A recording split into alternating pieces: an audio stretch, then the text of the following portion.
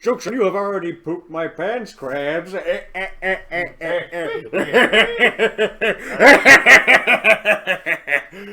telling me my voice wouldn't be good for Ghostface? You're telling me I sound like more like Dr. Hibbert? No, that's not right. How you doing, Kyle? I'm looking something up. Okay. You wouldn't have to amputate Kyle. Welcome back to the Popcorn Talk podcast, where we talk about media and other variations of such. My name is Dr. Squiggles, and I'm here with the Handsome Cat Hello. and Bat Kai. Yo. Pretty Kitty's asleep currently at the moment. She is right next to me, but she is just snoozing. It's because she hates us. She was exhausted after seeing this movie, this beautiful, beautiful movie. She's anger napping like I did that other day. Oh, shit. I just moved the image. I am sorry about that. There you Time go. to cancel it. It's time to cancel. Ghostface 6. It is a political movement, and I'm not happy with it. It's too political. It's like they mentioned the president. Trump is in this movie. It's not even Biden. Biden's the current president, damn it. You mean Sleepy Joe? Yeah. Sleepy Joe is not doing his Smash commentating like I've seen everything on YouTube. It's pissed me off. You saw that too? Yes. Slappy Pappy. Slappy Pappy's not in the movie either. Good old Slappy Pappy is not in this movie. It made me incredibly upset. Anyway, we just got back from seeing Scream 6, or Scream, depending on who you ask. Honestly, I see this as an absolute win. I give it a 9.5 out of 10. If you could hear that, that was... Never. My wife gave it a 9.5 out of 10. She loves the Scream movies. This is one of her top favorites. Kyle? Do you want to start with the ratings first? Do we want to go into like the non-spoiler territory? Well, she already started with the rating, so I'll chime in and I'll go lower. I think this is an 8 out of 10. I don't think this was absolutely a very great movie. Then again, I'm not super invested in the whole franchise itself. It wasn't a bad movie by all means. I mean, it beats Megan out of the water. I think I gave Megan a 7 out of 10. So, yeah, it's definitely better than Megan. Yeah. It's a good movie. Nothing terribly wrong with it. And it's pretty good for a sequel, honestly. I would have to go like the mediator between Britt and Juby, and definitely go like a 8.5, maybe 9. Like, I think this is a really good, like, for being one of the middle movies in like a whole franchise, getting close to the end, I'd say it was pretty damn good. I'd have to do a solid 8. Solid 8. You're with Juby? I wouldn't have to give it a solid 8, but I feel like he and I's reasoning differ. Yeah, I'd be curious to know what your problems with it are compared to mine. No Matrix bullshit. Yeah. So, the biggest thing we can't spoil because it's not in the movie. Don't expect it because the trailers obviously show it. It's not there. It's Ghostface doing Matrix-style backwards falling. Where they change. my cat's messing with the paper bag. Yeah, sorry. But where Ghostface is not doing backward. Cat goes into another bag. She just wants to be shipped to China, bro. Okay. No more bags, damn it. No more. No more bags. It's Not ruining the allowed. It's ruining the vibes! This is what ruined my own marriage. All these fucking paper bags. What? The podcast is over! Get out! I never told you guys I was married, and paper bags ruined it. She said plastic, not paper. Paper! Plastic! Which one do you want, bitch? She was allergic to paper. I couldn't remember. Well, for this Wait. 90s throwback movie, do you guys want a Kool-Aid Jammer? No, because it wasn't a throwback at all. Wait. If you're telling me if you were married to a woman, Who's allergic to paper? Yeah. so you're telling me she would get an allergic reaction when she wiped her cooch? I got that. We used only cloth. Really? She is cloth. Yeah. That's a lot of laundry. You're telling me. Damn. Boy, did that laundry fucking smell. Just like her fucking life.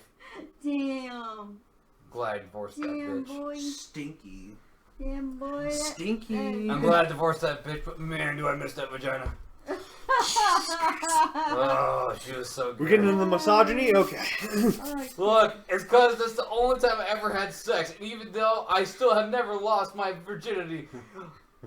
Wait, what? Yeah, I got baptized. I got my V card punched back up, right? That's how that works, yeah? You get baptized to get back? I think it's like, isn't the rule for getting your V card back, like, you've gone so long without sex that you basically get it back? I mean, that's the bullshit answer, yes, but... I'm going the bullshit way. I got my V card back. Thank you, Catholics. Of course it's Catholic. Well, I'm not a Christian anymore. Are you not? I've been in a Christian church in like the last 7 years. Well, I don't think that should matter. It's just like whatever you believe in, but I guess if you don't hold the same beliefs, then that's fine. I wouldn't say it's exactly all beliefs, but it's more like a general belief. He's Buddhist, anyway. I mean, If Lisa can do it, why can't you? if I fall into the Buddhist ways, who knows? But that's not what that's not what this whole podcast is about. Yes. We're really bearing off here. Yes, so... Ghostface is a Zen Buddhist. So waiting for him to throw away the paper bags. But yeah, We got Let's gone almost start 10 straight with- minutes of nothing. no, 10 straight minutes? it's only 6 minutes of nothing. 3 of those are filler because I had to wait for him to throw out the paper bags. Regardless, the biggest thing that was in Let's this, put our inputs in. Kyle? well, I was saying, hold We on. literally already did. Oh, did it? Yeah. Oh, I was saying, I thought you were spouting. no, because I was trying to go back to it. Okay. The whole thing that was cut out from the movie that was in the trailer is that Ghostface is not doing Matrix style bullshit to avoid the shotgun shell. He's not falling backwards on his back to avoid the shotgun shell. Yeah. That's the biggest thing was spoiled because it's not in the movie. It's that scene is still there. They do it a different way. He's just not doing Matrix styles. He does like a tuck and roll or something like that, or Yeah. like ducks down. He does do a tuck and roll. I was kind of wanting them, because I did notice that it was like a really big jump cut almost. He does he does a Texas tuck to avoid it. Yeah. Texas tuck. Yeah. But honestly, this movie was so good. The energy was so good.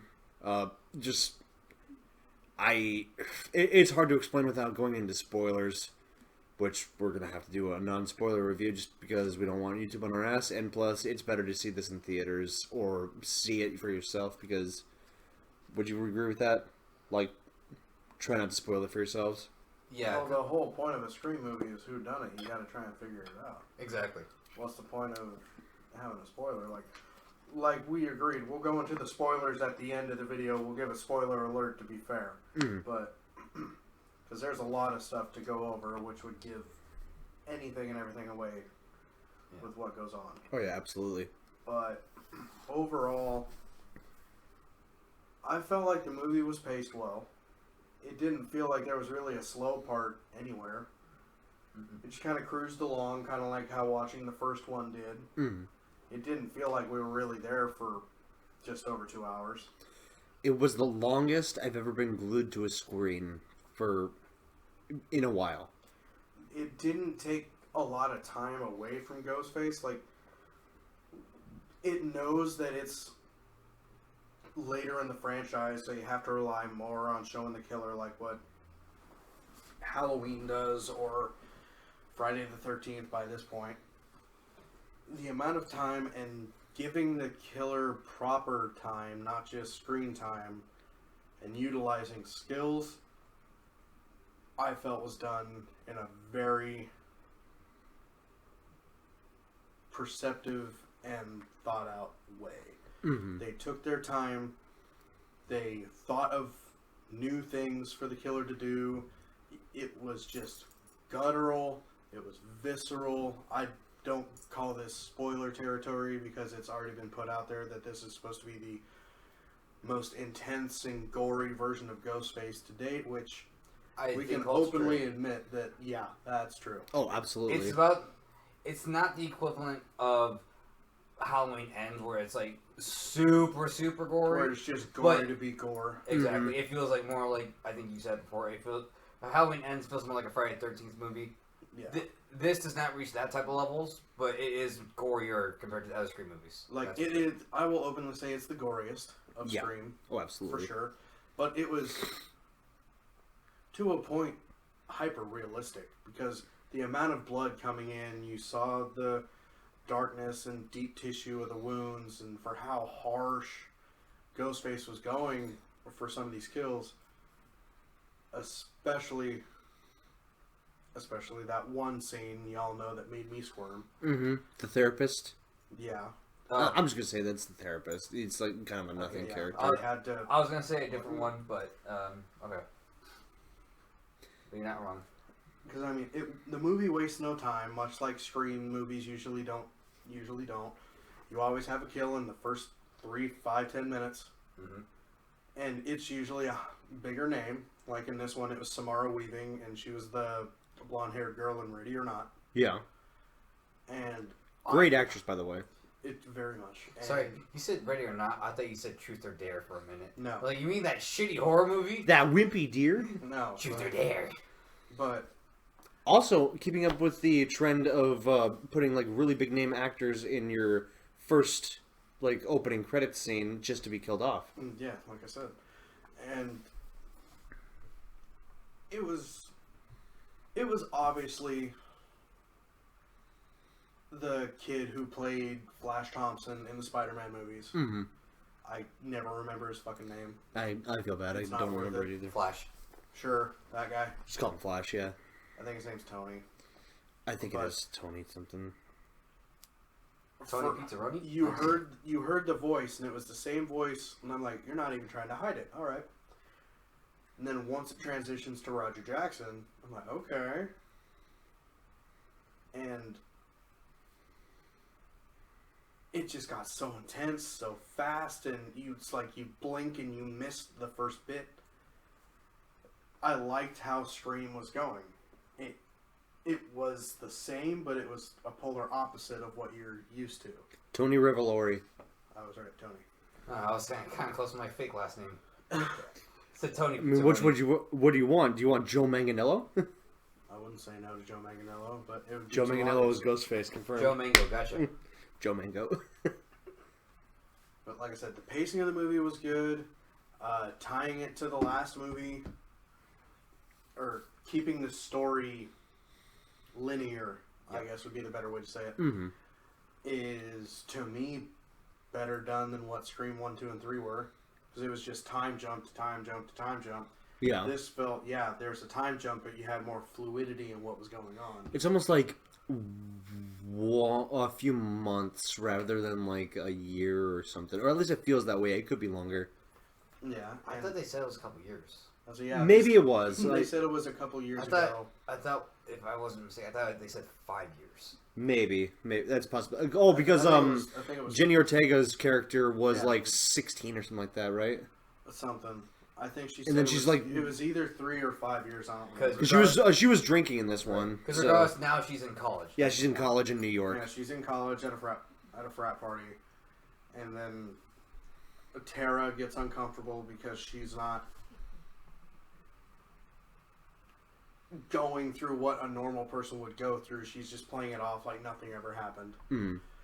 And yeah, that's not a spoiler. You know, things just happen. So certain people act different ways. Some Yeah. people blend better, and just One's got terrible trauma with it, the other one's just going, She's kind of flying by the seat of her like, pants. it happened. I don't want to keep reliving throughout the whole trauma again. There's no point in just dwelling on the past. well, just like she said, That's her little I'm not point. going to let what happened for 3 days, or yeah, it was 3 days 5 years ago, Yeah. Yeah. Define my life. define the rest of my life. I'm like, okay, fair, I get it. The rules, I actually felt were pretty fair because they openly realized we are in the franchise now. Everything is open. There's no guarantees for the end of the movie because it's a sequel to the requel. And the sequel to the requel, my favorite rule, and everyone knows there's rules in Scream movies. Yeah, of course. My favorite rule is we're in the sequel of the requel, so main characters mean dog dick anymore. Anybody can get got. Yeah. The legacy means nothing. It could even be the survivors of the last one. Any of us are done for. Yep. But, the 4. Yeah. So they keep making it a point to the new crew that was the last 4 survivors of the new crew in the last movie, that they're the Core 4. The core That's their title. That they keep trying Quoted to by push. Chad. one of the twins from the first of this new trilogy. And that's the thing he keeps trying to push, is that we're the core four. And is that a thing? Is this supposed to be a trilogy? Yeah, well, I would put it as like the requel trilogy almost. Kind of like how Halloween. Is there another Scream movie? Yes, they've gone to confirmation, especially with how well this box office projection for the weekend is. Especially for how packed all these theaters are. True. Even the one that we went to was very packed. Yeah. Because the second we left, it was getting an empty parking lot. Oddly enough, everyone was really respectful in that one, which is more I can say for Megan. True. Yeah, like I said, which is why I wanted to go to Kennewick. And True. yeah, like a lot of negative things happen over here in Pasco with new releases of horror movies. Yeah. It and Megan are the two prime examples. Yeah. well, because no one goes in and checks the theater. I was looking at the staircase. We had someone check in the theater twice, True. maybe 3 times. And one of them was a girl one seat over from me. It was that family of girls next to me. And one of them had the phone out. I didn't even know. Huh. And she just went up to us like, can you turn your phone off? It's during the movie. So please turn your phone off so you don't disturb anyone. I said, oh, okay. Yeah, and then like I was sitting next to a couple boys, could not have been more than 10 years old at max. They were joking around, they were talking during the movie, but in all honesty, I really couldn't give an eighth of a damn because they were making. The movie had some horror movie references, or like pop trivia. They were talking about Best Nightmare on Elm Street, the original. Let's not lie to ourselves. Yeah. They were talking about the Candyman original and the reboot, They said both. which is a lie. That reboot sounded like The reboot Shit. was awful, but The reboot needed so much more to be then good. they were talking about Friday the 13th. how much you want to bet they said both, because how much you want to bet the director worked on the reboot No, or had something to do with it. Mm-mm.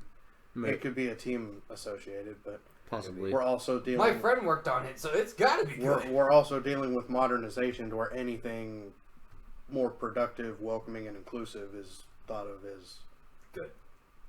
primo. I guess would be better, for lack of a better term. It's almost Yeah. like the any publicity is good publicity sort of thing. Kind of. Yeah, but it doesn't mean all publicity is always received as good publicity. That's why I think that they would stuck with the both comments Yeah. in the movie, is because they knew that was kind of a divisive choice. Yeah. Which is, yeah, it's your movie. You do what you want. Everyone's gonna have their own opinions. But yeah, I honestly don't know if we should start with the spoilers right now, because I think we've said basically everything aside from what gets into spoiler but territory. Let's get it out. Well, Yep. say the one thing I will say that wasn't a spoiler, for me, this is part of the reasons why I don't like the movie, is one, I got all 3 killers wrong, hate it because of that. And that's actually what I was just about to bring up. But, no. Did you like- guess the killer right? Obviously, Handsome Cat did not. I guessed every single one wrong. I have reasons for it. I explain it to these guys. I'll explain it later when we get to the spoilers part. But the biggest problem for me was that they said that in the beginning, well, in the beginning-ish, that now this is a franchise, things are going to be different. It's going to be different. It's going to be different in this way, this way, this way. It didn't feel that much different, honestly. That's For fair. a Scream, yes. for a Scream movie, it didn't feel like they went that far out of their comfort zone to make something completely left field. It's almost like they wanted to build up expectation only to put it back to the original concept, almost like to throw you off. And when we get to the spoiler part, I'll talk about why I think this was probably shot down, and a good portion of it is from the intro of this whole movie. Okay. Yeah, all right. And I think you and I are in agreement on that process. Yes. And I will openly say one of the things that bothered me, and I'll be openly honest, no, I didn't guess the killer either. Shay? I usually try to steer away from trying to guess it, but I got one of them. But the other, No. it was kind of weird, like, because I didn't know who to really expect. Well, one was a complete throw off. Yeah, Yeah. definitely. It was. Pretty- You ever seen the movie Devil by M. Night Shyamalan? Yeah. It was like that. And Pretty Kitty nailed one of the killers too, because it's unfortunate, because that's why I say that's where I was disappointed that it didn't feel like they went too far out of the comfort zone, because the character that you think like, oh, they're going to go through this trope again, it's going to be this character. That's where I was thinking, it's like, if they're doing something different, then they wouldn't use this character. It's like, no. Right. But they did. It's like, okay, well, it's not too far out of its comfort zone. The way they played it off, though, on who the other two were. I mean, you guys already said this is a trio. Yeah, what- we'll let it out. There is more than one killer. and it is that was More than two. It is not Yeah. a Scream 3. It is a trio, and that was the one thing I did guess right was like there's gonna be three this time. That's gonna be the bigger twist. Is that there's gonna be three. They have to up the killers. ante somehow. There's Yeah. like 3 killers, and there's only like, and it would be in like scenarios where there's no way that they could be like just 2 in every which way. Yeah, and I think the reasoning for why there's 3 of them this time, I think it's played off way better than I would have thought if the 3 killers I thought were there. So I will say that even though I got the 3 killers wrong, the 3 that they had made way more sense Okay. than the 3 that I originally guessed. So first, spoiler territory. Do you want to get into who you thought it was? So do you want to get this now, or do you guys have anything else to add? Because I mean, like, I don't think announcing who we thought it was. No, is I'm saying really like, do you spoiler guys have territory. anything else to add that's like non-spoiler? Like before we hit spoiler territory, like Not necessarily. I mean, like one thing I wish they did do more, and this was something that a lot of critics online have said, like even Chris from 3C Films said it, Cody Leach also said it. both great guys. We can't trust him. He's a fucking leech. Well, He's gonna they suck your blood. both said they wish they utilized New York more. Yeah, I was expecting them to like kind of run around the city a little bit more. Maybe like Yeah, they had the subway. They had some underground stuff. there was. but- I was gonna say, like, Sorry, what I handles- didn't mean to I cut was you like, off. what handles this like Friday 13th Part 8 where they start going through the sewers at the end of the movie? Kind of. Well, I mean, I like wouldn't- something about Times Square and like trying to find the right ghost face in a crowd of people. I mean, do you remember that True, this poster that honestly came felt a out? lot more like Brooklyn. Yeah, something. this felt like Queens or Manhattan. Like you might see Spidey swing around in an overtop scene. I was about to just say You that. see Batman just grapple his way. Christian Bale's just like, Alfred, Alfred, help! We went from New York to Chicago. Is he? Close enough. I got the vibes that it could have been it's all the Chicago. East Coast. Maybe. That's all that matters. He could have said Jersey Shore. It's all the same. It's Like, East Jersey. Coast. Like obviously, yeah, it doesn't feel like you're still in Woodsboro, and it does follow the same formula as the original trilogy. The original trilogy the first movie was Woodsboro. The second movie had some focus on the college, and that's actually another thing I wish they focused on. They're in the college. All they did was one frat party. Yeah. Yeah, They didn't go over a class. They didn't show the actual college itself. that would be really cool. They Seeing a lot only- of like, it could have been the frat bro that got. And from here on out, you have a spoiler warning. Turn away if you want to keep clean with virgin eyes and ears. 5, 4, 3, 2. What do you got? I'm just gonna tase you in the balls for a second. He fucking deserved it, dude. I He wanna see did. his ass He get was a kicked. fucking He asshole. was He was about to drag her up the stairs Yeah, with her he arm. He's like, come on, bitch! Like, yeah, he forcefully pulled It's like Jesus. Jenny Ortega, It's like, Jesus Tara- guy. Tara, Tara. yeah. He forcefully pulled Tara Wednesday. upstairs, and she was like, "Oh god!" And then Chad tried to come to her rescue, and as much as I like Chad, Chad wasn't very chatty, and he just kind of—it was a push. My dick's bigger push battle. It turned into the if you swing first, you'll go to jail type of situation. It's like okay, You know, it's like my dad's yeah. a lawyer kind of thing, or some dumb exactly. shit like that. It's like, And then you see Sam come around with the taser that Tara should have had to protect herself, and she's like, "I'm just gonna tase you in the sack for a second." He was like, huh? yeah. But, And then like- everyone goes, "It's her crazy murder bitch!" What was that crazy bitch from the internet? That's one more thing I wanted to point out. So since time had passed from Scream 2022, Sam Carpenter has grown this internet infamy Yep. as the actual collaborator Mhm. for what went down in the last movie. That she was responsible for what was going on. That she orchestrated the whole thing to make herself look like she was the innocent protagonist. Yeah, and then she was made out to be the villain, and the killers in the last movie were made out to be total sweethearts and innocents, angels. Kind of like when you get the fan boys and girls of like serial killers are still in jail. Kind of like, Yeah. Except it's like the complete opposite. think of it more like Like, I mean, Jeffrey Dahmer, when he was in jail, he had, like, No, a bunch of people writing love letters I to was like, him. you're not wrong, right? well, think of it more like this might be a bit of a harsh joke, but think of it like the stereotypes of like a gangster getting shot, and their parents come out and it's like, "Why you shoot my son? He did nothing wrong. He'd been a good boy all his life." Like, He was there to commit the attempted murder crimes. and trying to sell drugs to kids. He got shot. And he killed 5 people. You're telling me that's a good thing? It's mainly, like, he misunderstood. Accidents happen. that I could jog up to, like, wishful thinking.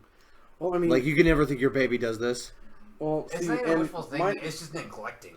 my biggest point. Neglecting the truth. My biggest point for bringing this up, though, and giving details, everyone knows about it, and everyone knows Sam as this vivacious person now. Yeah.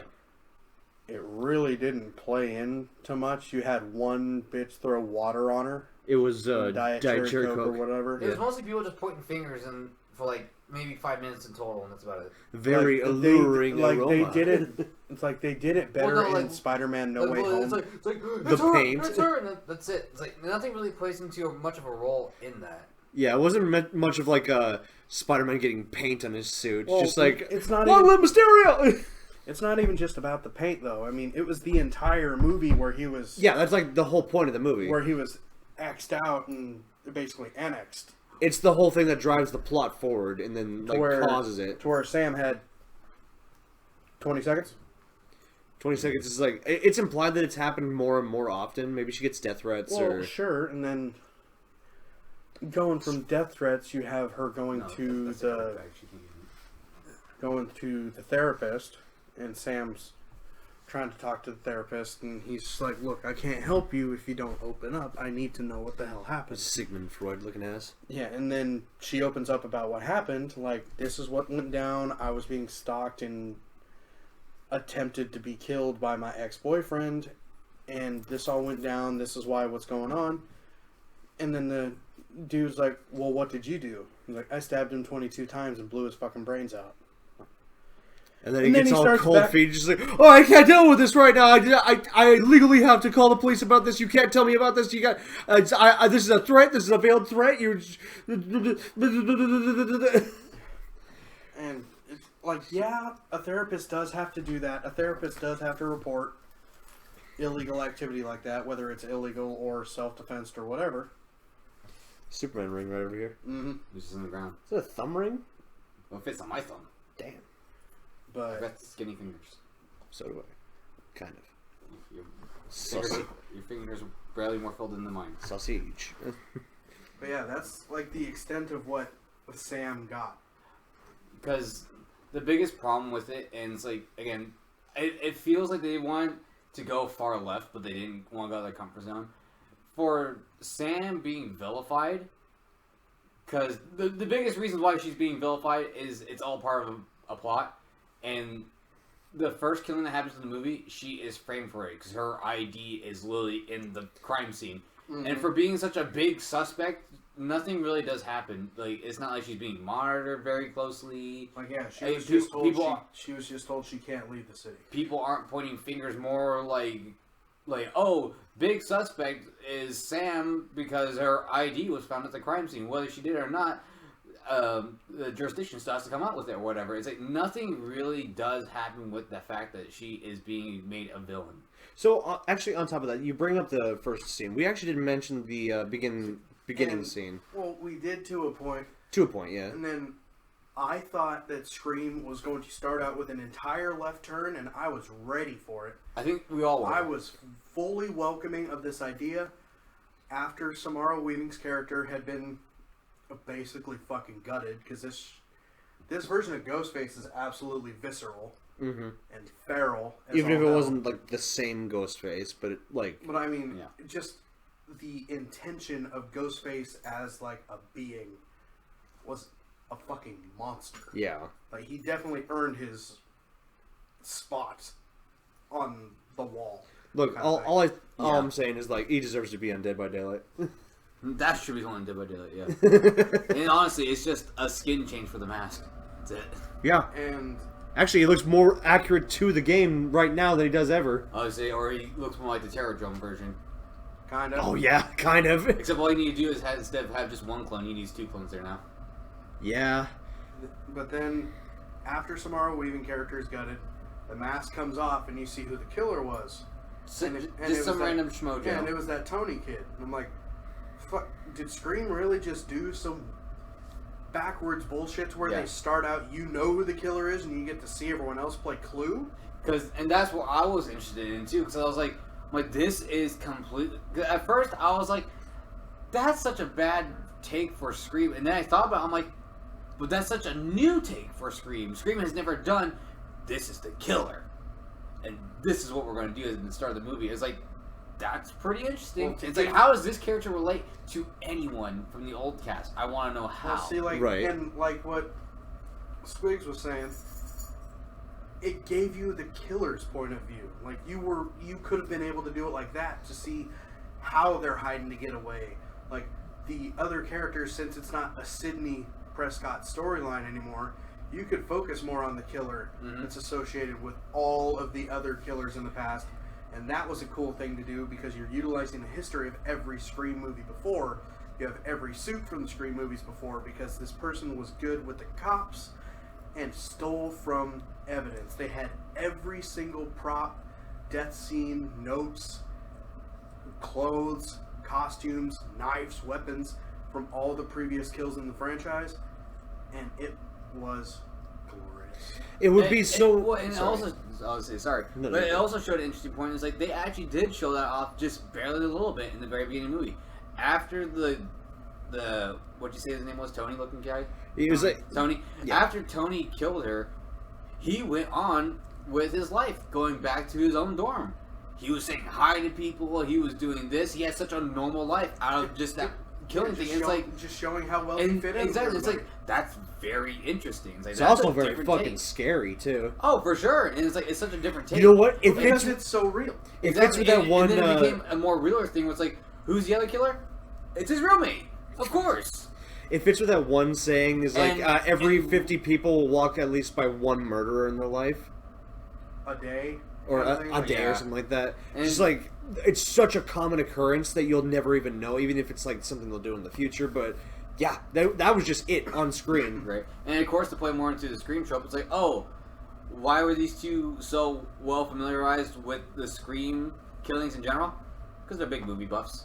Yeah. They They're movie studied Stab a whole lot, not Scream. Yeah. Right. Well, Stab's see, in this universe. They were focusing on history, and they killed the film. They killed the film theory teacher. Yeah, they killed their movie professor. That was Samara Weaving's character. Yes.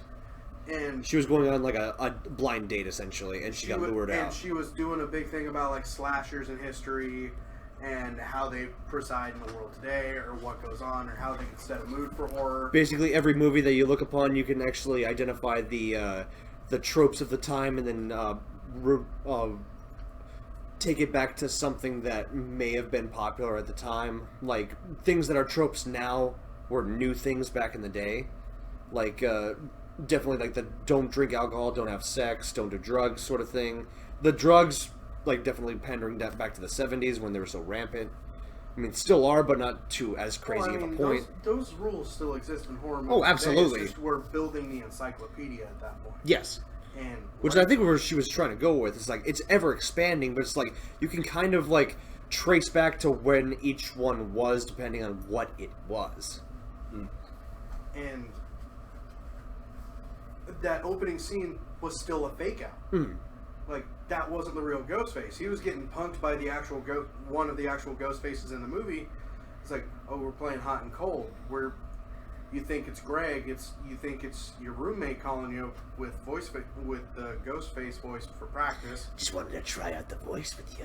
It's like, You get your practice, I get my practice. exactly. All right, fine. And then he's fuck playing it. hot and cold with him, hot and cold, only to find out his body was stuffed in the fridge, decimated, cut Jeffrey up to Dahmer shit, style. Holy shit. hidden Yeah. in the fridge, and then he turns around and gets absolutely gutted himself. I counted 1, 2, 3, 4, 5, 6, 7, 8, 9, 10, 11. I think Yeah, it was. there was about 12, I think. A baker's dozen, I maybe. counted 12. There may have been 13. Well, Well, I he think- was just fast and so Well, I think that Baker's doesn't end with a slash. Yeah. And he's like, well, this doesn't happen in the movies. Who gives a fuck about the movies? No, it wasn't. This doesn't happen. It's like, but we still have to finish the movie. We still have to finish Ricky's movie or something like Yeah. that. Yeah. It's like, we gotta finish Richie's movie. Who gives a fuck about the movies? Which was funny because Great intro to a Which movie. led into the title card. Title I also card. found that kind of funny when he said, "Who cares about the fucking movies?" It was that they had a poster in their room that said, "We don't like movies," and it was Jason holding all the other killers' heads from different movies. Oh, yeah. And they're all like, "Okay, that's kind of cute." For Honestly, the amount of Jason references in this fucking movie. They were watching part 8 on their Honestly, TV. there were a lot of references to other movies. Yeah. Oh, yeah. Just in general, I mean, because one it was Halloween, but two, it's like it was a recognition that like these movies still exist. So you had like Jason, Freddy Krueger, a Pinhead. So you had the Michael Bible, Myers. which is So- also kind of a reference to the last one. One thing I did notice on the stairway, someone was dressed as Mojo Jojo. If you know your facts, the guy who plays Ghostface played Mojo Jojo, That's funny. right? Yes. I didn't You catch pointed that out to me in the theater. I'm like, no, oh shit, yeah. It's such a like blink and you miss it moment, Wait, was that his cardboard outfit? Was that what it was supposed to be? No. This is later in the okay. movie. You Oh, okay, actually sorry. see a guy Different like guy. it's like back, like you see his back, but you see like the brain Oh, okay. It's, like, canister. it's right before they hop onto the subway The and train, they're fighting yeah. to the customer. Okay, I think I caught a glimpse of it, but I wasn't really paying attention to everything. It was, I caught- literally blink and you missed it. It's Yeah. right before that scene in the trailer where Well, like again- everyone's crowded on the I train. know. Again, Yeah. I saw everyone else's outfits, like all the other infamous killers. Like I said, it's like literally like he's heading around the corner, so like you blink and you'll miss it. Gotcha. Okay, like that. Sort I of just saw the thing. fur and the blue tunic and the brain like a jar thing, and it was just like that's fucking Mojo Jojo. Surprising. And the constant homage to horror, which Scream does in spades, and it does well every time. It's honoring past, it's welcoming of the present, and it's embracing to the future from what I've been seeing. I like and hate how they included Gale in this movie. Yeah. They did give a cover for Sydney because Sydney and Kincaid wanted to protect the family. They're trying to stay as far away from it as possible, which by now, 5 fucking movies. Smart we get- move, we honestly. Get it. Stay the fuck away, Sid. This ain't your fight no more. Even bringing up the fact that Sydney deserves her happy ending, Well, yeah, and then which is probably gonna be undone by the 3rd movie in this franchise. I hope not. Leave Sydney out of it. I would It was say- just, it was fine. Tell you Yeah. the truth, I think it was better without her. I would say honestly, Yeah. it's not like anything changed. Nothing was really different without. Well, yeah, I think they're not after Sydney anymore. Yeah. None of the killers are after Sid no more. Because the whole point of the movie, right? I forgot because we're in spoiler territory. That the big twist of this whole movie is that it's a revenge movie. The Yep. Scream movie is not about who done it. I mean, that is also the thing that is part of the movie. Yeah. But the whole reveal is that this is a revenge movie for the For killing Richie at the end of the last movie. I forget his name because he was one of the brothers to the trio of this group. He was part of their family. He was the son and brother to the 3 Yeah, he was, Ghostface in he was the oldest brother. So the cop, who was dad, you had the curly-haired kid. He was the younger brother, and I think his name was Evan something like that, yeah. And then you had this. Then you had their sister, which was the Quinn. Which was the sex positive person in the movie. slut of the group who died, who quote unquote died first. Yeah. That's And where that- I bring and in the that was- movie Devil. And that was the fake out that worked really well because, let's face it, we thought she was fucked. Yeah. We thought she was dead. But should we get back on track with like the order of the movie just so But- that it's not all over the But place? no, I mean, like, bringing in Gale, to me, both kind of hurt the movie at the same time, as well as also opened the movie more because at the end of Scream 2022, I keep wanting to say Scream 5, but we know what it is. Yeah. At the end of Scream 2022, she swore that this wasn't going to be another book for her. She swore that she wasn't going to put this out there. Lo and behold, she made another fucking book, got more money, got famous, became a reporter again for like local news, and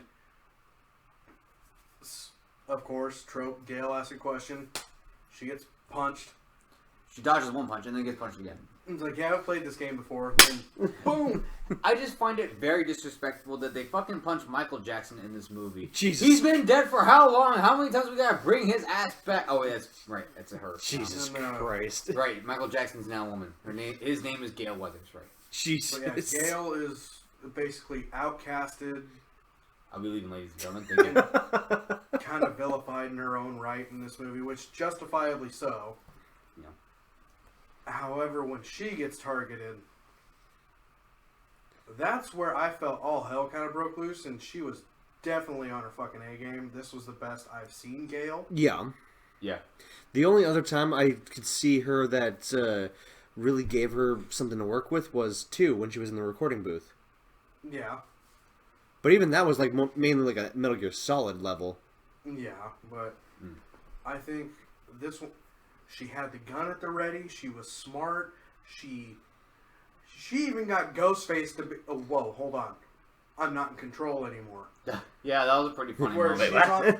where she's on the phone with them, asking questions after her now boyfriend gets fucking manhandled like an absolute puss. And this guy is a fucking beefcake, dude. He's like, Yeah.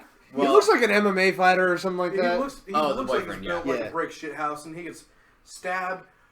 Fucking sneak attack from Batman while he's on the phone with her, and just launches his ass, breaking through a wall, and he charges after Gale. And when he calls Gale, she basically has control. Like, you're the 10th motherfucker to try and do this. Find something original. You're not gonna get me. Blah blah blah. Putting bullets through the door, not trying to open it, and once she thinks she's positive, she opens it, goes out into the living room. Still talking to him. It's like, well, maybe you got me. Maybe I'm out in the elevator. I'm trying to get out and this and that. I'm like, sure you are. Well, maybe I took them house. Sure you did. Could you please hold for a second? Wait, what? Hangs up and then does Yeah. caller return ID. Yeah, that was the Gets best his ass fucking- in the closet. I'm not going to lie. That was the best joke that definitely landed in the movie, because it's like, well, I can't believe you're doing this. How do you think do it? Let me put you on hold for a second. Huh? It was the fun. Huh? It was the funniest moment in the whole movie, and then literally half a second later, it becomes the smartest play in the whole movie. Seriously. I'm like, that makes so much sense. Just put return caller ID. Oh, there's your phone. Get blasted. It's like, that's smart. That's really smart. I'm like, Gail is on top of her game, but she ends up shooting the wrong door, when she should have shot the right one. Yeah. She should have spread some more shit around, but whatever. I'm gonna call a spade a spade. This bitch was smart in this go around. Yeah. And she just gets charged. I was almost in tears because Gale was just about to get got, and that would have been the end of the legacy characters. Because she gets stabbed at one point by the knife, and then she literally But gets she the knife gets- away from him. I think she gets stabbed in or She something. gets, she gets the stab in the shoulder. which I think the is- same shoulder it's from the 4, same right? shoulder that she got stabbed in Scream 4. And she got pressed around, she got thrown around, but she was putting up more of a fight than almost anyone Oh else yeah, did she in was this like movie. Yeah. she took some lessons from Arquette or something like that. She was like a WWE wrestler. Like, she was taking notes from Sydney. She was lobbing them around, broke them over a table, Hell, maybe a few pointers And from that Jill broke- when she was fucking manhandling herself. and that broken glass. Yeah. Because she ended up taking the knife, and she was about to stab him, but Ghostface grabbed the glass and just shoved it right in her stomach before she could do it. Pulled yeah. a peacemaker on fucking Rick Flag. Yeah. What a joke. What a joke. And I'm like, bruh. You report the news. What a joke. What a joke. Fox And News, he what a just joke. did it again. And, NBC. What a joke. and right as he was NBC, gonna, what a joke. right as he was gonna go for the gun to blow her brains out, that's when Sam and Tara come in and start shooting at him. And now all of a sudden she doesn't know how to shoot a gun. Ain't Yeah. where he's going to be, not where he's at. But we'll get into gun handling later after the reveal, because that was some stupid shit. Oh. Your brother made a damn good point. Oh, trust me, I caught that too. Right when that Right happened, as it I was happened, I'm like, yo, what? I was like, oh, Well, my should we God. get back to like when they reveal Kirby? No, because we're not there yet. Not quite. No, we are. Like Gail's fight So, yeah, wasn't until later. Gale, Well, Kirby was revealed before Gale got got.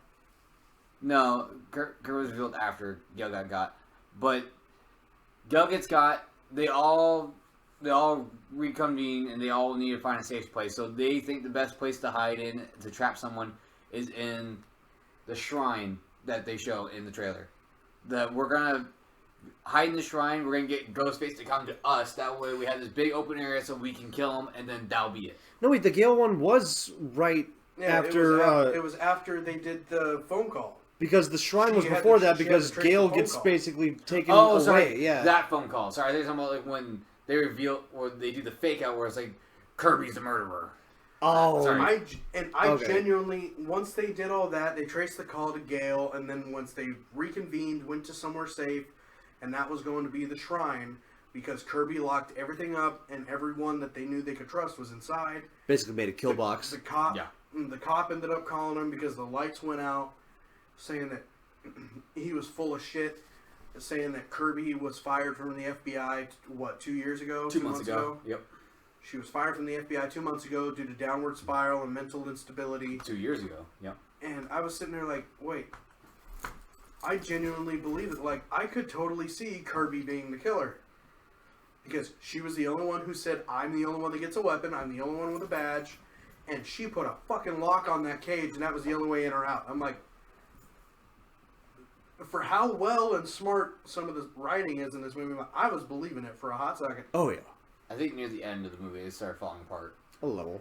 Yeah, right after the reveal, it felt really Scream 3 and lackluster. Like, okay, sure. Her own son.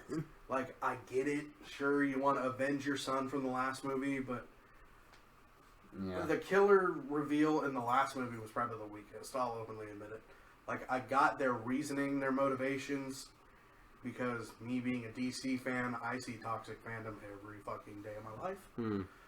And it's usually us. You see that? Look, Undertale. And just... I mean, it's just fandoms in general.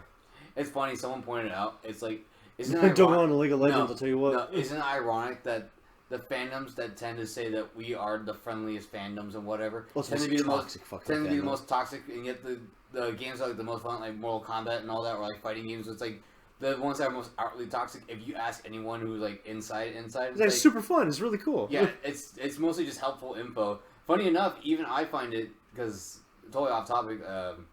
I'm in a lot of gacha communities now. Yeah. Most because I play a lot of gacha games. It's like, it's funny how when a game that introduces PvP. Was it Fish Chan? No, you wish that was a game. But it's funny enough when a game becomes a PvP focused gacha game, how a lot of that doesn't turn to negativity towards, no, I want to tell you my secrets. It's, oh, this character, and this character have good powers, and these characters sync well. But it's like, if you do enough research, because everyone's just really helping the community out, it's like, you can just use this team if you just think about it hard enough. You get a lot of like genuinely good advice, and you can learn from that. That's really Yeah. good. It's Like- funny. Like, best example with that to me is like, anytime somebody talks like Marvel vs. Capcom 2 in the arcades, like, name your trio. Who do you use for air? Who do you use for ground? Who do you use for battle? And for me, I got nothing. I just play for fun. Seriously, same. Right? And I'll be sitting there like, I want Doctor Doom for the air because he's got that unblockable drop kick. Spider-Man's the universal stuff, and then I want Wolverine for my ground. It's like my usual go-tos I are like use War Machine, I use, let's say, Iron Giant Colossus, and then my third. It's funny enough, it happens this in every single game that's a 3v3 Cactus fighter. No, anytime it's 3v3 fighter, I always forget who my third character is. So the third one's always a rotating open roster. I see you using that one cactus character from Capcom games a lot. I picked him up last time. What was his It name? changes every time. It's gone from Akuma to Charlie to actual Iron Man to Bone Wolverine. I've seen you use Akuma a handful of times. Yeah. I've used Bone Wolverine. Again, that third character is just an open list to anyone. It's the same thing in Marvel's Capcom 3. I remember my first two characters. Who's that third one? I don't know. I always forget. Because what is it? My three characters I usually gravitate towards is like depending on who's available. I'll usually go towards like Spider-Man, Venom, and then it's either Blackheart or Shimagorrath. You're over on the Marvel superheroes where Blackheart was only available in Marvel superheroes. the Marvel superhero fighting game. No, he was in Marvel vs. Capcom 2. I remember him being in there Yeah, at but least once. he was only introduced in Marvel superheroes because he wasn't in Marvel's Capcom 1. Because Marvel's Capcom 2... Oh, Marvel vs. Capcom 1. Marvel's Capcom yeah. 2 was supposed to be the holy grail. Like, look at all these characters now. Yeah. Look yeah. at these Street Fighter Alpha 3 sprites. It was basically like the Ultra Street Fighter 4 of its Like, generation, essentially. Yeah. And I'm the Mortal Kombat nerd. I can openly admit Capcom put Mortal Kombat to shame because they had more than 32 characters. There's more than 50 characters in that game. Mm-hmm. And that was well before Armageddon ever came out. Yeah. And it was way more fluid. And I'm not going to lie, a little bit more fun. It still holds up pretty well. Yeah. It's one of the ones I want to get for the house. I can't tell you how much money I put into that fucking game when So I'm in the good. arcade. It's so good. It sucks that it's delisted I from the spend more on, Xbox. 'cause I spend fuck, more on it's that. Yeah. I spend more on that than MK3. Oh yeah. Yeah. Well, it also I gotta doesn't be in help- a mood to play MK3 for some reason. I don't Well, know why. I'll say it also doesn't help that the fucking arcade machines over there are just broken in general. half Yeah, the time. the Marvel Superheroes collection was like, just I don't think the punches You worked. can't jump on one of them, and the low kick doesn't work for superheroes. When I was playing on one side against, I think it was maybe a computer, maybe I think I may have been playing against you, where it was like I was Shimagorath and I could only kick. Yeah. I think it was against me, and I was like, "Really?" And it's like, "Yeah," and it's Like punches did not work at yeah, all. and it's like that made sense because I was Like someone trying- was just like manhandling Yeah, these 'cause- fucking Because buttons. that's when I figured it was like I can't jump top left on you. It's like that's why I couldn't jump on you every time you're on my left side because it was just broken. Right. Yeah, because the only way to win was basically play a Psylocke, because all her best attacks were low. Yeah. Yeah. But before we get too deep into this, Yeah, let's go back to the let's movie. get Off back topic. to the movie because I would probably have to cut down this a little bit. Really. It's fine. Just let it all go. All right, fair. But because we're in the last 10 minutes of the movie, the killer reveals how they charge after everyone. They split up. The sex positive bitch gets a brick to the teeth, and she's out for the better part of 3 minutes. Yeah. To where the dad, Is staying there And the- with the fucking gun up his asshole, not doing really anything. to where the dad's getting a fuck all from Tara, or from Sam. Tara's getting followed by the brother, Virgin. And the only thing I really remember is when they're already cut up and hanging on top of the balcony. Because Like, you gotta let me go, you gotta let me go. And then oh, she because takes- that's right. Because And she takes Billy's knife. No, because Kirby comes in with the gun to shoot back at them, and then she gets stabbed a couple more times. And this is the part where I was starting to get not like suspending my disbelief, where it was like it was becoming nonsensical, where characters were taking so many knife hits, where it's like, okay, so you can just walk off anything. The younger sister, I forget her name, Wednesday, she got a whole knife blow right into her near her spine, and then I totally missed the one where she got also stabbed in the gut, and she's just walking it off pretty fine. And then Kirby gets stabbed about fucking, 10 times. and she's still fine. She gets stabbed in the same scar And that she did somehow before. Chad is fucking fine after 30 fucking stabs. Literally, they Fuck. double team on this fucking guy and then emote on his ass. Yeah. Plus, he wasn't really feeling pain. He was talking normal to her. It's like, go, run, get out. Go. Yeah, I was run, like, get I was like, yeah, out. I'm like, how calm he is. He's really taking these wounds like a champ. He's really, And- really into his Ross impression. And He has an immortality buff on. Damn it. Do we mention that? it was. Do we mention that joke? Yes. It was starting to. I read a comment after we got home. The legacy characters are really fast and furious. They will and can survive everything. Yeah. I'm like, even though the legacy characters are cool to take off limits, I'm like, That's true. if 'Cause- you're going to say that, you have to lose one. That's true because Gail still lived, didn't she? Yeah, I mean, we Gail got was still Duke- alive. We had Dewey get got in the last 'Cause one. Gail was on her death.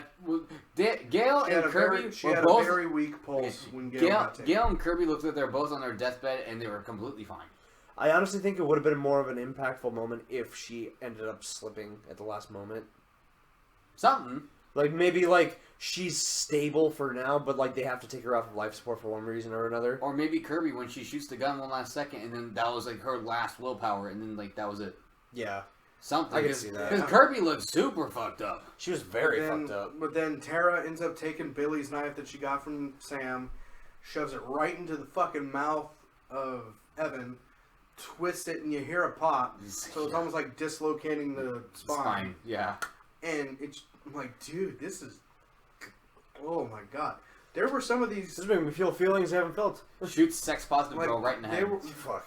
There Swear. were some bits in this movie to where I cringed, and I don't do that with slasher movies. I was getting I a little bit, like, surprised in the theater. It's like, dude, are you I okay? I never once ever expected it to be from Ghostface. Oh, right. The one kill we forgot to mention was. When the therapist gets stabbed right through the fucking nasal cavity. No, we mentioned that. It was the lesbian couple. The Asian girl. She falls off the ladder and slams Oh, right after into she's the. getting what was stabbed, her name? After she got Jeez. stabbed. Well, she was the one that got stabbed, and the knife got twisted and started cutting up her fucking stomach. Yeah. Doing the one thing that Stu was describing in the first movie. Take a knife, and you gut him from spleen. What was it? From groin to sternum. Yeah. Yeah, and then she was already weak. She was trying to cross the ladder into the other guy's apartment across the hall. But once she was midway through, Ghostface got there. He was shaking the ladder like a British nanny, twisting it. Yeah, and she threw her off. She ends up falling, and her head lands on the dumpster and caves in. I'm like, smashes in. I was like, whoa. That was good. It's like, oof. I'm like, dude, like, I'm pretty sure you heard me giggle at that one, but I was like, dude, I don't know how to react to this. Oh my god, like, this is almost like a nervous laugh, like how they do in Jackass when they're in danger, just like kind of. It's my coping mechanism. I don't know what else to do. But then, my body's taking over, not my brain. But then after the son got by Tara, Sam is up there on the balcony with the sex positive daughter, Quinn, and then shoots her and shoots her in the fucking brain. And the dad's, I was gonna say husband, the dad's right behind her, going like, my daughter. Yeah, and it's like, well, it looks like we have to end the legacy of you. And then the gun clicks and she's out of ammo, so she starts running to him with another knife. She goes in for a Goldberg spear tackle, and the dad, instead of standing there with the gun in his hand, mind you, he has the gun in his hand, he starts charging too. Ah! Hands over his head like he's a fucking meme, just like ah! It's like, dude, you have the fucking gun in your hand with 6 bullets. What are you doing? Well, it was his main cop one, so he had at least 10 rounds in that thing. No, I wasn't thinking that. Yeah, it could have been an extended clip. Yeah. And he was going, and I'm like, okay, maybe his is out and he could use it as a melee weapon. But once they collided and went over the balcony, bang, bullet went off. I'm like, yeah. So you charged at a bitch who is 12 feet from you, unarmed, who only had a knife, and she could have thrown it at you and in defense. She didn't even have the knife because the knife was on the ground. I'm like, oh no, she picked up the knife from the daughter that just got brained. That happened so fast. I didn't even see her pick it up. All I saw was her just charging. She grabbed it and just went to. I'm like, dude, you could have shot her. In the defense, like obviously, blah, whatever. I would have laughed if he would just like, knowing that this gun was full, just threw it like a boomerang or something. That would have been more. Fucking knocked her in the head or something like that. That would have been something compared to nothing that we got. So we got absolutely nothing, and he got spear tackled off the fucking thing. But I did. Got Brock Lesnar. He got Rumbleversed off the fucking ledge. He got emoted on. But I did like how the lights ended up going out again. Tara got into Billy's full costume. Like, yeah, she had Billy in her. That was Sam. No. Sam is Sam. Sorry, whatever. Sam. No. Sam's the older sister. Oh, I thought it was Sam is Billy's daughter. Sorry. And Billy's mother. she had Billy kind of like enter her mindset in the last movie, but she had a little more coming to God moment with her dad and put on his costume, his mask, and called the cop who was behind everything and just played with him. Yeah. And then it's like, who are they going to believe? Me or you? They're going to usually believe the one who's alive. And it just fucking stabs him. I counted at least 32 fucking times. Stabbed all up and down the fucking each arm, all over the fucking chest.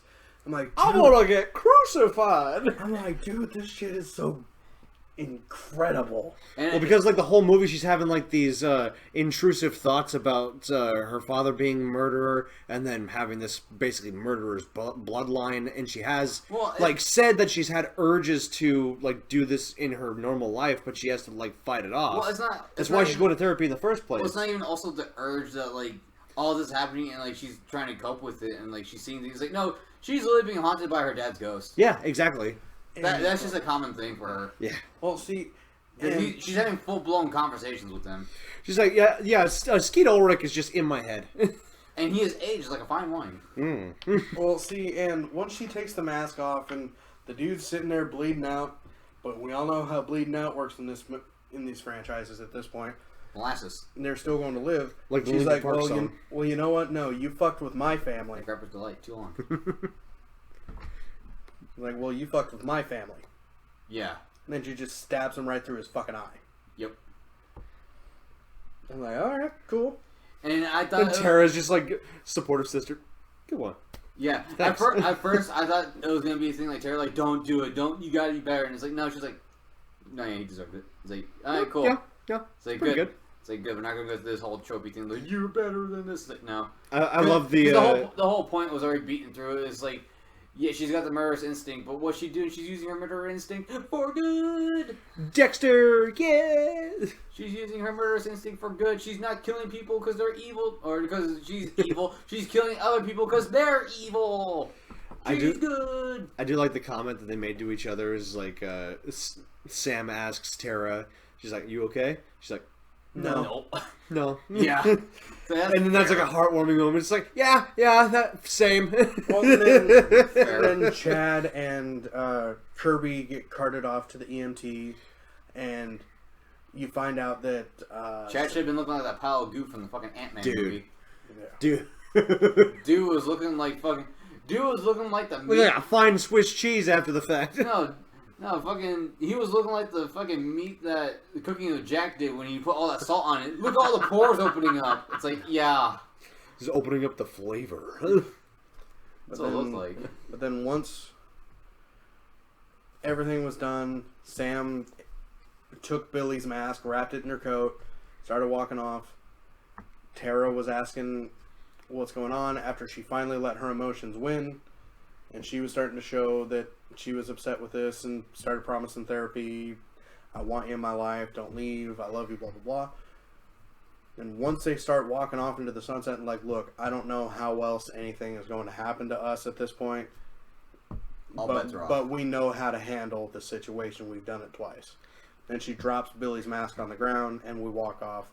Happy ending. There's a credit scene. Don't say what it is. Stay for the credits. Watch the end credit scene. You get a We promise it'll be worth your while. You'll get a good chuckle. But I mean, it sounds like we've been picking this movie apart, bad by bad by bad, but it's really only about 10% of the movie versus 90% good. And again, for me, I have a bit more problems with it, but again, I still like to hear what your problems are with the whole movie. And one of the biggest concerns was that final scene of the movie, not the after credits, the final scene. She just drops the mask right in the middle of broad daylight with all the cops around her. Is no one just gonna look at that and be like, she just dropped the arrest her? Hey, that's Psycho Girl from the internet. She just dropped a mask in her pocket. Yeah. No one notices. Like, the only reason why it's not a 9 or it's not what I consider to be the best in the franchise, because to me that's still 2. I think mainly it's because Sam's vilification should have been more utilized. The reveal at the end was really Scream 3-ish feeling to me. It was meh at best. Would you say like the expectation from the beginning kind of like set your mood for the rest of the movie? Yes. For me, absolutely yes. I had a totally different feel for this whole fucking movie. Like, okay. And much like Kat said, it started out knowing that it was going to try and take you for a roller coaster ride that you weren't actually going to expect. But it started getting comfortable in its own mindset because it knows what people wanted to come see, but sprinkled new things in. Yeah. It was really... It felt like it was kind of afraid to do it, or at least like it was touching its toe and to see how everyone felt about it. I think it would be better to say that they were afraid to disappoint the fan base because they're so used to something. And this is where I differ. I think the whole beginning of the movie says this. I think the beginning of this movie was what exactly happened to Friday the 13th Part 2. Okay. You had the final girl from the first movie come into the beginning of the second movie. They had to scrap the entire thing. Why? For her, it was personal reasons. She had a real-life stalker. She just couldn't do the movie. Yeah. She couldn't be in a horror movie with a stalker, so they had to cancel that whole idea. For me, that beginning scene set the whole tone, but then when they pitched that idea, all producers said no, or whatever. Anyone who was higher up, anyone that was a fan that saw that initial Scream, they all said, no, this is not a Scream movie. Which is why I say this movie disappoints me that it didn't go far left field enough. I'm not a big fan when they do the whole trope thing. It's like, we gotta list off all the tropes in the movie. I mean, that's just Scream. I mean, that's a staple in Scream. That's like saying, seeing Jason in a Friday 13th movie is a bad thing. That's a staple of the movie. What am I going to do? Am I going to cry about it? No. It's a thing. Whatever. Or like talking about Jason's mother in a movie or something like that. Because they kept saying things were off the tables, things were going to be so much different, which is why I thought the 3 killers were going to be different, which they brought it up. Who knows? Maybe it's one of the old survivors who went nuts. So I thought, my thought was the 3 killers, it was going to be new boyfriend, cute boy, right? Yeah. Mm-hmm. It was going to be the younger sister, and then it was going to be the twin brother, the guy who got stabbed 35 times at the end of the movie. I thought it was going to be those 3, because my big reasoning for those 2 was that Ghostface was in that apartment. What did those 2 do? They couldn't get in. They weren't trying to break down the door or anything. They just kind of sat there with their thumbs up their asses going, we can't get in. And okay, that's it. And it's like, I was like, oh, okay, so maybe those 2 are the killers. Man, that was my whole thought the whole time. Okay. It's like, it's like they gave a really shitty excuse why they couldn't get in. And the biggest reason, too, is it was just weird when they killed the sex-positive girl. Because Ghostface was just standing there. Hey, I see you, Ghostface. What are you doing? And then he just kind of walks out. It's like, what the hell is that scene? He just like gets embarrassed. Like, oh, he saw me. I'm just gonna get out of here. Oh, sorry. Wrong house. Yeah, for reals. Like when I Again, that's how I see it. It was when I saw a problem. when I saw the 3 killers, my expectation was okay. Obviously, the cop was involved. Duh. I thought the 2 killers. After seeing the train scene with the twin sister, Mhm. I knew something had to be up with curly hair. Because, yeah, it's suspicious, but at the same time, he was a little nonchalant when she got out of his sight. And that's why I was kind of hoping for something different, because it was too on the nose. That's why I was hoping that it was going to be something different, something that would subvert your expectations so much. That's why I like the very beginning of the movie, because again, it was so different. Just looking at the killer, seeing everything he's going to do, how he's reacting with everyone else in the college, how he's doing this, and how it's him and his friend, they're just playing this thing out from the beginning. It's like, I feel like they did that. I think I'd probably go with Pretty Kitty and bump this up to a 9.5 out of 10. Mm-hmm. It would have been such a different movie. I would have been super down with it. Again, someone who's not personally invested in with the whole thing, I think that would have been a very unique step to take. It would have also played within the trope of like a lot of these limited series for true crime, Like the what was talking about, like the Jeffrey Dahmer the biopic. monster show that just came out. Yes, exactly, because it was more so from his point of view. Yeah. To me, like having Greg and whoever the fuck Tony played again, Jason, of course. Now that I think about it, Jason in the fucking Ghostface kills Jason. And that's basically what they wanted to put that out there for. By the way, now that I really think about it, anyway. But when Jason and Greg got in the Might as well have beginning someone of the called movie, Freddy in there. Or Carrie. or since they were film students and they were following with what another Ghostface did, I felt like they were trying to do what the original Scream 3 was supposed to be. With Stu coming back and basically having 2 other Ghostfaces go around, basically piling a body count and being like, look, whoever brings me the most attention, I'll let you bring me Sidney Prescott. And I felt like, okay, that might be what they're doing with this. And nope. No. More hope for the next movie. but But like Which I I was said, saying, which was kind of a subversion expectation, that the reveal was that it's a revenge movie. I'm like, yeah, that's a little different. like it holds up, but basically a revenge movie was also what Scream 2 was. And that's what I kind of figured. Is like, I felt like that wasn't the first time they'd done this. kind of 3. Actually, Because- all of them are kind of revenge Because movies. Scream 2 was the parent taking revenge for the child. This one, they just brought the whole family. Yeah. Minus mom, or whatever. Scream 3 was about Romans wanting for a normal life when Sidney basically took it away. Watch, the next one, there's going to be another secret brother. Or come to find out... It's the entire step family. Or come to find out that their mom really is the one. And that's another thing I felt about it, because when Gail asked about their mom, Sam said, Mom cut me off because I told Tara the truth about Billy. And Tara cut Mom off because she stopped talking to me. What better way to try and get your children's attention? God. Like, I felt like that kind of would have made a little more sense. would their mom be that psychotic, though? She was a drunk and she fucked Billy Loomis. Oh, yeah. I forgot about that. We didn't watch 5 before we went in, so I didn't get freshed up on the details. I was saying, and now the mom is played by Ronda Rousey. Gross. So where are they getting their Mexican heritage from? No, so it comes from like Stab 8. She's get the metal mask and she's just yoked out of her mind She's yoked out of her mind, like operating a flamethrower and shit. with a giant machete. Jesus. But again, Punching out people. Yeah. but Kind of again, like in this movie, too. but again, it Half sounds time. like we're really picking the movie apart. When in all honesty, I had a lot of fun with this. Again, We just really like to talk about movies. again, I think it was still a good movie. It's still an 8 out of 10. Do I wish they did things different? Yes, absolutely. But I mean, But was it hindered due to all those things that weren't different? Not really. I mean, we could really do this to any movie imaginable. You've seen me do it. Yeah. And you get pissed off when I do it sometimes. Because I've ruined movies for you. Yes. And Yes, I Julian will ruins fully movies. admit that. And Julian ruins movies for everyone.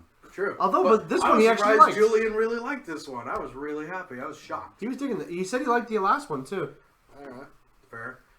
But, I liked the pacing of this movie. It didn't feel like a drug on.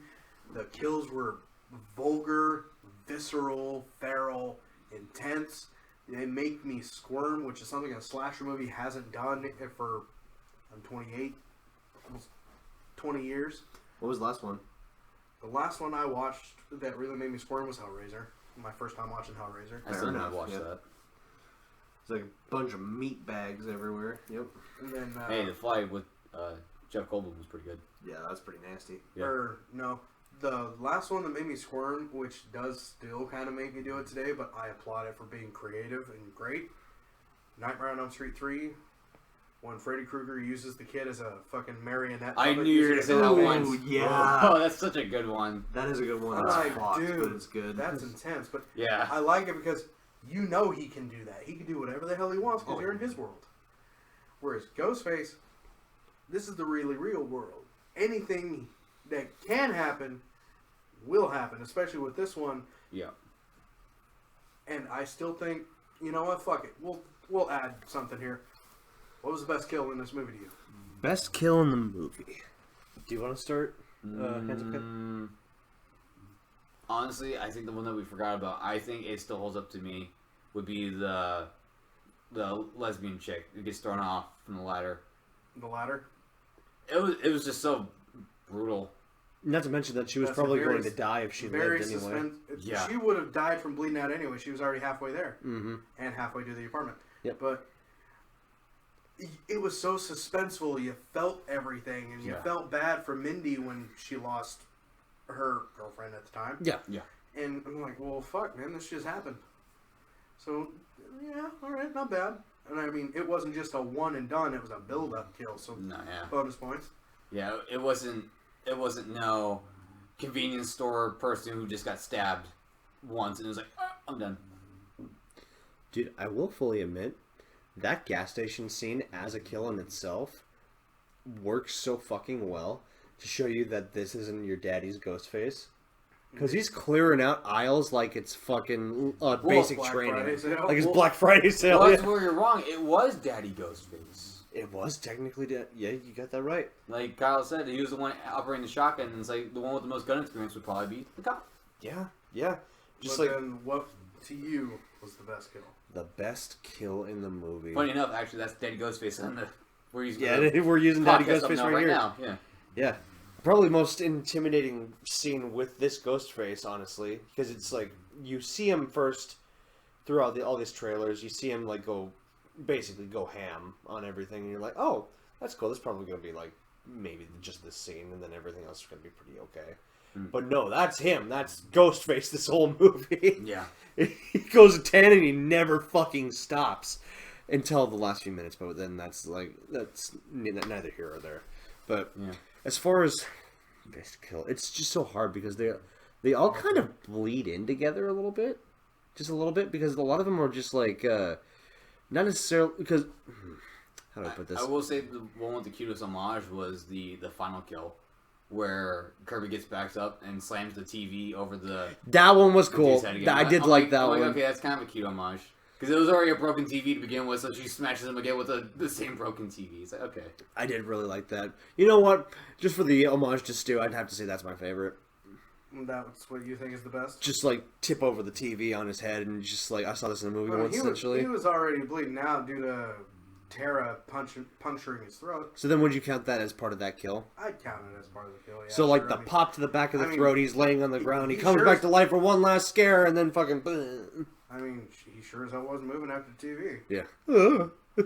Wait a second, didn't they also do that in Scream 5, where wasn't it like the girl who was also the murderer, didn't she come up like one last time to do like a final push and then also fail? They usually do, yeah. That's Okay. usually like a trope with Scream, is that they're trying to get the tropes from like the 80s or something like that with like Always the comes killer back for one one last scare. Gotcha. Oh, right. With Billy in the first one, not in my movie. Right. Okay. I forgot that was one of the tropes. But yeah, I really liked that Evans kill. It was really good. Okay. Best kill from me. I think we already know where I'm going with this. The only one to really make me actually audibly go, "Oh my fucking god!" Yeah, it was the therapist one, right? Therapist. Oh, I thought it was convenience store guy. He got shotgun pretty bad. I Off mean- screen. Yeah, it was Well, you off saw the screen. It blood splatter everywhere, but I mean, was intimidating as shit. That was a power move. punching through that reinforced glass, pounding the therapist's head on the rebar, Yeah. and then just jamming the fucking knife into the nasal cavity of your skull. I'm like, oh dear. What the God. fuck? Yeah, he got pretty bad for no reason. I was like, bro, what the fuck? And then it turned into a Michael Myers movie to where it's H2O all over again. The therapist gets got, and the files of the main bitch end up missing. Yeah. But that was the most intense kill. And again, broad daylight. Yeah. Yeah. Yeah. Yeah. Just knocks on his door like it's nobody's business. I think he's eating breakfast watching Invasion of the Body Snatchers. Mm-hmm. And I love the little nod, like he's walking down the hallway to the door. He says, "You're next! You're next!" So the guy saying you're next, who was that? I That's think that was Donald Sutherland, wasn't it? Or, yeah, yeah. Or no, he was watching the original. Donald Sutherland was the remake in the 70s. That's right. He That's was watching right. the original. Okay, because honestly, I couldn't tell who it was. That almost looked like Bruce Campbell. Kind It of. did kind of look like Campbell. Huh? Yeah. Because it wasn't Army of Darkness really fit strapping Bruce Campbell. It's more like mid Bruce Campbell. We started gaining a lot of weight. Yeah. Got more of the rounder face. Yeah. Yeah. So do you also remember this? Do you remember Looney Tunes Back in Action? Hell yeah. Yeah, for the most part. For the most part. Remember when they go to Area 52?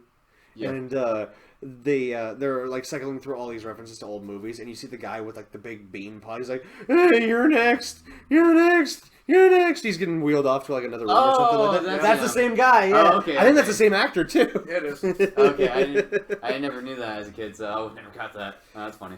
But yeah, with the best kills out of the way, the gripes out of the way, the positives, I would still definitely say this is an 8. A solid 8 because of my negatives. I still think this is one of the better Scream movies out of the Oh, franchise. absolutely. Mhm. I still stand by like giving it like a 9, a solid 9. Oh, I yeah. think this is like very impressive for a Scream movie. You know what? I'll go one step lower. I'll say this is a 7.9 out of 10. Jesus Christ, dude. No James A. Janice. There's no YouTube influencers this movie. Not a single one. Dead Meat was not in this movie. He was not reviewing Stab 9, damn it. Oh, the douche. Fuck! The douche film critics is what they were credited as. Oh, were they? Oh! That's funny. I didn't even notice that. That's pretty good. I don't remember what their channel name was, but in the credits they were known as douche film critics. Oh, that's awesome. It wasn't Dead Meat, but it was basically like the same lines as Dead Meat. It was them doing like their podcast episodes. Yeah. and stuff about it. It's like, what is up with this Stab 8 episode? I mean, like, It was like, they've really fallen off hill. It wasn't like Dead Meat. Like they called it. It was like something like Death Line or something like that. I don't know. It was film fails. Film fails, there we go. There you go. That's something, all right. Something more generic. Kind of reminded me of the scene from Gremlins 2, where it's like the film reviewers, like, we're here with the movie. What was it? Film Watch or something like that? Yeah, because I think it was Leonard Maltin. Yeah. It's like, the movie Gremlins. He's like, who wants to watch this unhappy movie about a bunch of little monsters terrorizing an entire town? I don't know. And the gremlins are just like, fucking strap him down to the back with like dentist tools. It's like, whoa, I was just kidding. It's starting to sound like this intro to fucking Rampage all over again. It kind of is. Yeah, Fucking Gremlins 2 is basically the intro to Rampage. Yeah, 30. And how many of these monsters are running around? Yeah, 30. So what you mean to tell me these... I'm not going to get into that right now. No, please don't. No, we're going to quote the whole thing. You will. But all right, I Jesus. got two final questions for you guys. One, how would you recommend to watch the movie? Is this, we're going to go back to the Megan episode, is this something that you think belongs in a theater watch, a stream watch, or wait for somebody else to rent it and maybe you check it out then? Watch this in theaters, and if you don't get a chance to do it, reconsider boosting up your sound system. And because I will admit, those Dolby speakers in the chair really did affect my movie watching. It made a world of difference. It made the impacts of every stab. You felt that. You feel it. You feel this movie. This movie's very thud heavy. For me, I'd say if you can't afford a theater, rent this day one. If you possibly can. For me, this wasn't a theater must. I had a lot more fun with the Magic Mike movie. Yeah. Honestly. You got the crowd sort of interacting, Exactly. yeah. The theater and that theater experience made it really fun for me. And it's like, regardless, this was a more respectable theater. I will give it that. Again, this was no It Part 2 with a billion teenagers fucking running and screaming and using laser pointers at the screen. Or this wasn't Megan with just, we happen to just be unlucky and sit next to the shittiest kids. Yeah. I'd say, yeah, if you can't afford a theater ticket and you can just wait, definitely just watch this day one on streaming. I think I agree with Squeaky. This is definitely something that I'm happy I experienced in the theater, especially on the bigger screen and with the new Dolby Atmos sound system. I also like the soundtrack in the movie. Mm-hmm. The soundtracks were alright. So, like, Am I just an idiot? I don't recognize soundtracks anytime in a movie. Am I just a fucking idiot? No, you're fine. Like, it depends on everyone's watching preference. I've just never paid attention to a single one. They've never just stood out to me for I whatever bet reason. you would get a few of them, dude. I'm sure if I listened to the movies, Like, it was nice to hear. Like, obviously, Disney movies are musicals, so like they kind of Yeah. force music on you. But it's like, I think I just have to listen to a whole movie soundtrack by itself without the movie. You know, just the OST for the movie, because I don't think I've ever noticed a single soundtrack besides like a Disney song. Listen to the Pirates of the Caribbean OST. It's fucking classic. It's really good. Because I do hear people. Like, I I do remember- hear people talk about it like was theatrical nice- it was movie nice sets to are usually hear- really good. Mm-hmm. It was nice to hear Red Right Hand again. Yeah.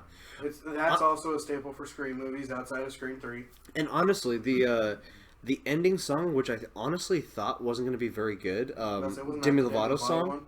It wasn't bad. it was Not- pretty good. I wasn't really paying attention to it. It was just background noise for what was going on. and Putting it into about context, it actually wasn't too bad.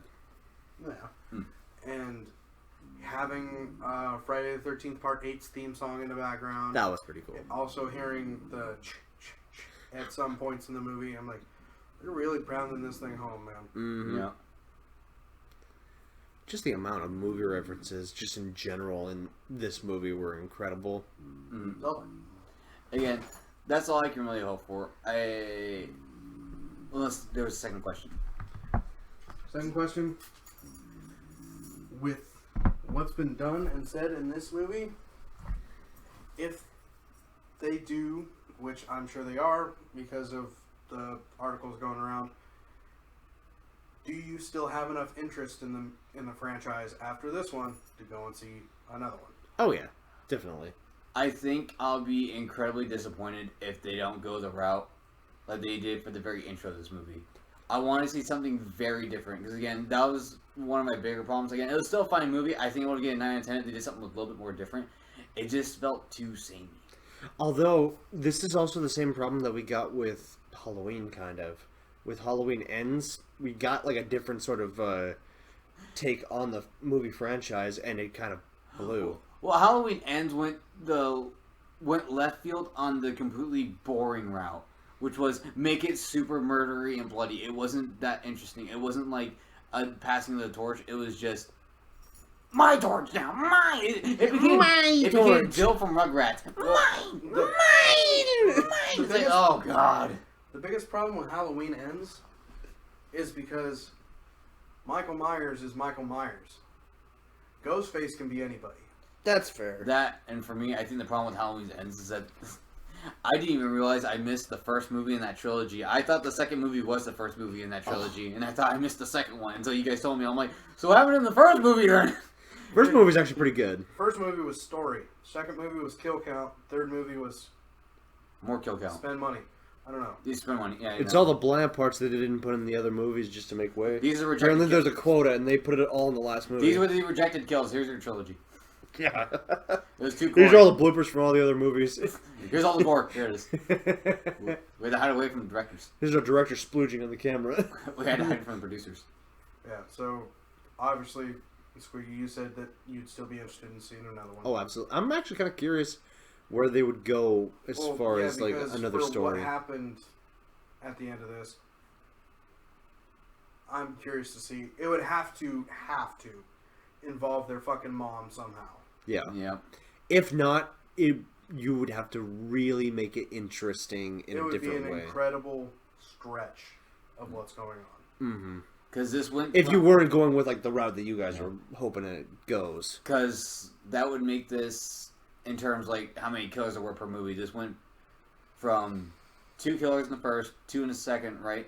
Yep. There's 1 in the third, 2 in the fourth, and 2 in the fifth, 3 in the sixth, then put it back to a 1, potentially, in the seventh. Potentially a 1, but also this could lead credence to the Ghostface cult theory that you were bringing in. Yeah, and which There were a lot of people wearing Ghostface costumes in this movie. Uh-huh. yeah. I mean, that's just kind of a staple, just people being assholes. People dressing up like Jeffrey Dahmer for Halloween isn't a new thing. No, yeah, for sure that's not new, but it's just there's a lot of people wearing things. So it's like, honestly, the whole cult idea couldn't be too far of a stretch. Because, like, yeah, a lot of people were thinking that that's what the route was going to be for this movie. Because Honestly, that would have made sense though. Honestly, I think it'd probably make more sense that if the next one with the cult thing, because the shrine's already made. the shrine is still there. The cops have basically taken it over, so it's like the cult's taking it back, kind of. But the fact that all the evidence is there might be like this whole internet forum thing. Now it's like the internet's involved with it. Because, I mean, they were kind of, like, Batkai said, it was kind of a wet fart of vilification because they didn't really do anything with it. That now the internet's more involved with this, that's what makes the cult in the seventh movie. I can't remember what the story was called, but there was this real life cult that was taking place in an abandoned MMO. Like, there was a MMO that didn't get a whole lot of foot traction, but there was this one like chat forum that you had to talk to some people, and then they would induct you into this, essentially this fucking cult, and they would have every meeting on this abandoned like server of an MMO that was like free to play or something like It was that. called Wizards 101. Fuck. It was Club Penguin. Oh, they took it down. Oh, they found Club Penguin again. Well, after Toontown went down, Oh, wait, you sure it wasn't Habbo Hotel? Habbo Hotel. no idea. Jesus. I Never can't heard of that tell. one. With all the Nazi symbols after that, I couldn't tell you. What was the fucking one for Cool Meth Games? I don't know. I think of Pop Was Tropica, it though. Pop Tropica? That's what That I'm was the thinking Cool of. Math Yeah. Games. That was Pop Tarts themselves. Oh, jeez. Okay. That's what it's called, Pop Tropica. Crazy good. But yeah, it was like I think it was actually shut down. Like the actual NSA shut him down or something like that. Yeah. Or like yeah, it was just like legit cult going on. I think they were actually trying to influence some stuff on the outside too. Some people were doing some fucked up shit. Fuck out of that. But yeah, even more credence to the fact that online cult, completely like across the world, Ghostface are going like somewhat up. It's like it's still small, but it is a lot bigger than the 3 killers that we got. Like maybe starting off maybe 7. But that would be a lot of people. And then it would also run into the problem of like no name people. Like you have no connection to some of these killers. Well, that's fine. That was kind of how they started with this movie. Yeah. They were just 2 random dudes. But isn't that the whole point of any franchise in general? The first movie it's a no name, and then they make themselves a name.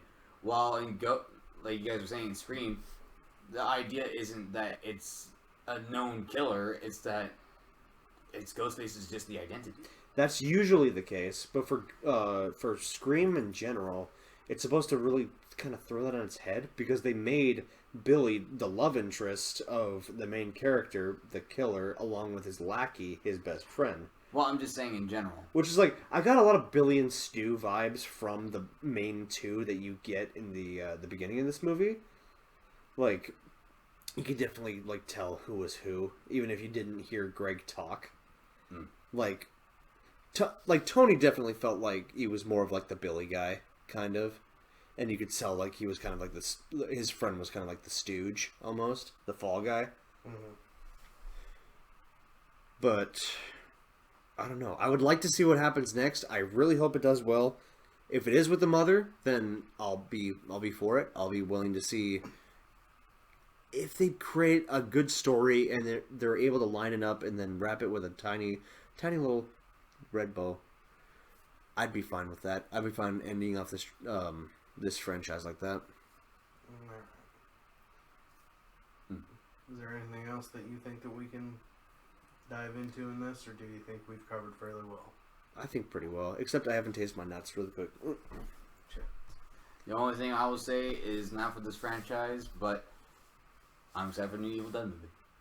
I am excited for Evil Dead Rise. I think that's going to be a banger. Couldn't say how many people I heard watching that trailer for the first time going, oh, no. It's like, Oh, no. And meanwhile, you and me are just like foaming at the mouth. I'll be honest, smiling. I'm like, yes, I can't wait. Yeah, I asked Kyle, just like, would you want to go see this? Like, that's more you, my guy. Oh, you and me then, buddy. Oh, buddy! Oh. Again, I have a sneaking feeling that they keep losing the rights to the name Evil Dead. That's why they keep getting different names. I could definitely see that. It's Like 'cause it was Ash versus the Evil It Dead. was Evil Dead, then it was Army of Darkness, and then it was The Evil Dead, and then it was Ash versus the Evil Dead. Now it's Evil Dead Rise. It's like the guy that doesn't write down his fucking usernames or passwords, so he keeps on making new accounts. Yeah. And they're all like, like name 01, name 02, Exactly. name Electric Boogaloo or whatever. So then the next Evil Dead movie is Evil Dead 2 Electric Boogaloo. Well, then the next Evil Dead movie is like, oh shit, we lost the right to that name, so now it's Rise of the Evil Dead. It's like, oh damn it. Rise of the Evil Dead, Evil Dead Rise, Rise of the Evil Dead Rise. Rise Evil, Rise Dead, Rise. Dead Rising of Evil Dead. Dead Rising, the greatest crossover ever. The It's just dead. Friday the 13th is when evil rises. Friday of the Evil Dead. Scream if I know what you did last Friday the 13th, you know what I mean? Jeez, it's like one of those fucking parody movies on Netflix. Hey, that shit was hilarious. I loved that movie. I know what you did last Evil Dead summer. Oh god. I know what you did with the Evil Dead last summer. I know what you did with My Bloody Valentine last summer. That's just too much. That's just too Okay, now you're just going too far. First it was funny, now it's too much. I'm just an idiot, and that's it for the podcast. Until next time, I'm Bat Guy. I'm Anticat. I'm Dr. Squiggles. Till then. Stay poppin'. Stay poppin'.